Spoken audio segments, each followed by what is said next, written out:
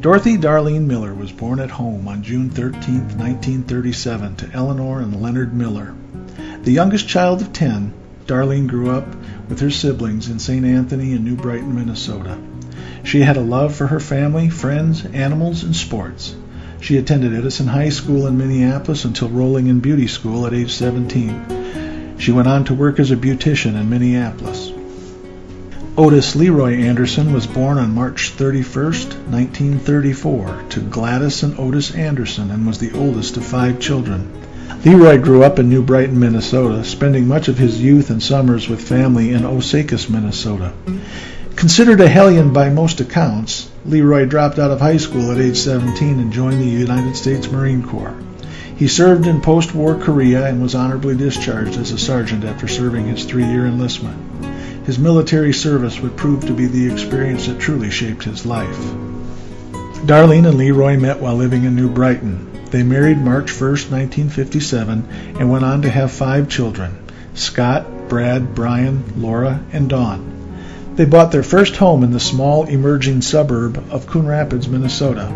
This is where they would make their home for the next 25 years and become integral members of the neighborhood and community. The neighborhood in Coon Rapids proved to be a great place to settle in. It was full of like families and dozens of kids, all facing the challenges of raising a family and forging a life. The neighborhood provided activities and a sense of belonging.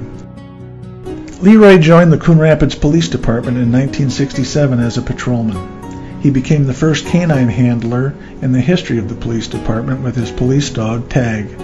As an officer, Leroy was active in the local schools doing canine demonstrations and later a founder of the Explorer program, a program for teens interested in police work as a career.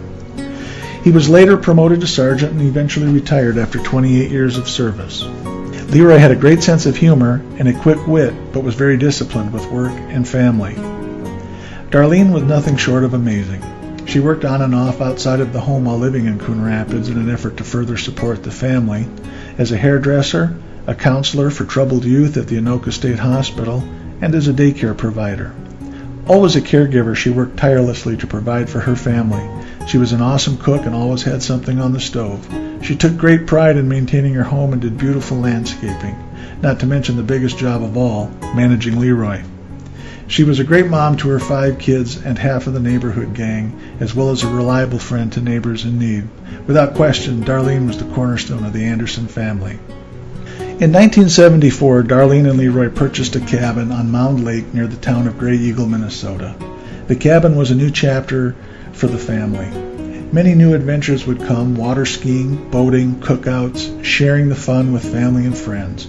It was truly a dream come true, and the family cherished it. They would go on to enjoy the cabin for many years, making improvements and expanding it with an addition. Darlene landscaped virtually every square inch of the land, and it was just beautiful. Together, Darlene and Leroy raised their 5 children, enjoyed the celebrations, holidays, graduations, weddings, and grandchildren. They created many wonderful memories, but mostly a lot of love. Life is not without its challenges, however. In 2002, tragedy struck when their son Brad passed away. Brad was a free spirit with a big heart. His passing was very painful.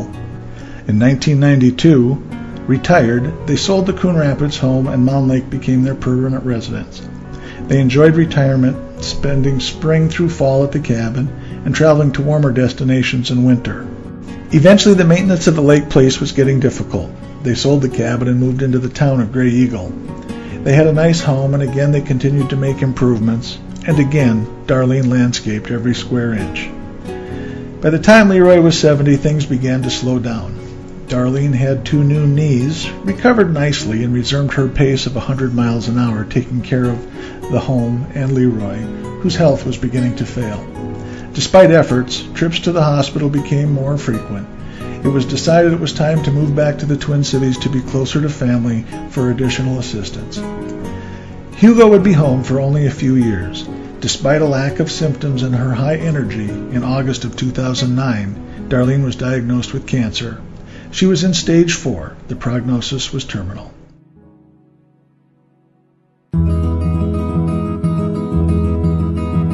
Always a fighter, Darlene took the treatments. It was not an easy experience.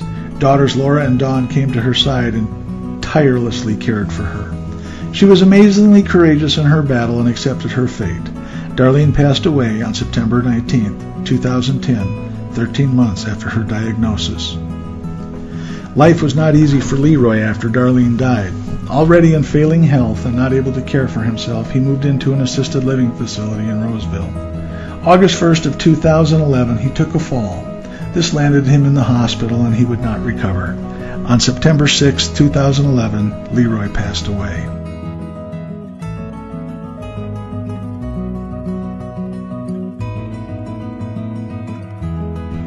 Now you are gone, Mom and Dad. You've joined Brother Brad and other loved ones previously passed. You started with so little, but you left us with so much.